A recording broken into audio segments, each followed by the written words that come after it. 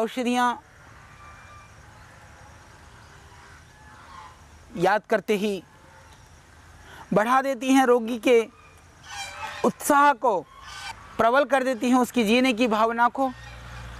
निश्चित रूप से जो हमें प्राण देने वाला तो वह परमपिता परमात्मा है। इन जड़ी बूटियों के रूप में वो परमपिता परमात्मा का जो अंश है, जो दिव्य गुण है, इन औषधियों में समाया हुआ है। इसीलिए औषधियों को प्राण कहा गया, औषधियों को, जड़ी बूटियों को भगवान कहा गया। ये साक्षात भगवान के रूप हैं औषधियाँ। इनकी अवहेलना नहीं, इनके प्रति उदासीनता नहीं, इनके प्रति लगाव, इनसे प्यार हमें देगा हमारे जीवन में सुख, शांति और आनंद। आइए किसी भी रूप में यदि हम कर सकते हैं इन औषधियों की रक्षा, तो इनकी रक्षा करें, इन जड़ी बूटियों को बढ़ाने का प्रयत्न करें और इन जड़ी बूटियों का लाभ अपने जीवन में लें। आज हम चर्चा करने जा रहे हैं, एक यह पौधा, इसकी 2-3 प्रजातियां प्रायः मिलती हैं। यूफोर्बिया थाइमिफोलिया यह इसका बॉटनिकल नाम है। हिंदी में इसको बोलते हैं दूधी, गुजराती में दूधीलो बोलते हैं, पंजाबी में भी दूधी बोलते हैं, मराठी में बोलते हैं लाहन नाइटी। ये लाहन नाइटी अपने आप में अत्यंत औषधीय गुणों से भरपूर है।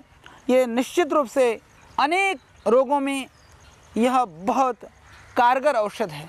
इसके संदर्भ में एक घटना है, उसको ज़रूर सुनाना चाहूँगा। यह वर्षों पुरानी बात है। मैं जड़ी बूटियों के जानकारी के संदर्भ में बिहार के कुछ इंटीरियर क्षेत्र में भ्रमण कर रहा था और वहाँ पर किसी ने कहा कोई बाबा जी आए हैं, इधर घूम रहे हैं, जड़ी बूटियों के विषय में जानना चाहते हैं। तो उस गांव का जो प्रधान था, वह प्रधान मुझसे मिलने के लिए आए। आने के बाद कहने लगे, बाबा जी आप बड़ी जड़ी बूटी की बात करते हैं, मैं बहुत सालों से परेशान हूँ, मेरे को आँव की शिकायत है, बार बार मुझे लैट्रिन जाना पड़ता है, शौच जाना पड़ता है, मैं क्या करूं। वहीं पर हम बैठे थे, गांव के बाहर में हम थे, तो हमने देखा कि वहां पर ये दूधी लगी हुई थी। मुझे याद है ये जो दूधी है अतिसार में, संग्रहणी में बहुत कारगर है। वो प्रधान जी कहने लगे अभी 2-3 घंटा हो गया, मेरे को तो अब शौच जाना पड़ता है। मैंने कहा आप ऐसा करिए, साफ सी जगह पर वो थी, उसको 2-4 पौधे को उखाड़ करके मैंने कहा आपको अभी कुछ नहीं करना है, इसको इतनी पत्तियों को लगभग मैं समझता हूँ यदि ताज़ी मिल जाए तो एक बार में इतनी डोज, ये छोटी दूधी है और ये दूसरी ये बड़ी दूधी है, हालांकि दोनों ही बहुत गुणकारी है। यदि ये छोटी दूधी ना मिले तो ये बड़ी दूधी का भी आप प्रयोग कर सकते हैं। तो हमने इतनी सी छोटी दूधी को निकाल करके मैंने कहा उनको, इसको आप चबा जाइए, ये आराम से चबा सकते हैं क्योंकि इसको चबाने में कोई ये बहुत कशेला नहीं है, अच्छा सा स्वाद है। वो चबा करके वो बैठे रहे, तो फिर उनको अच्छा लगा।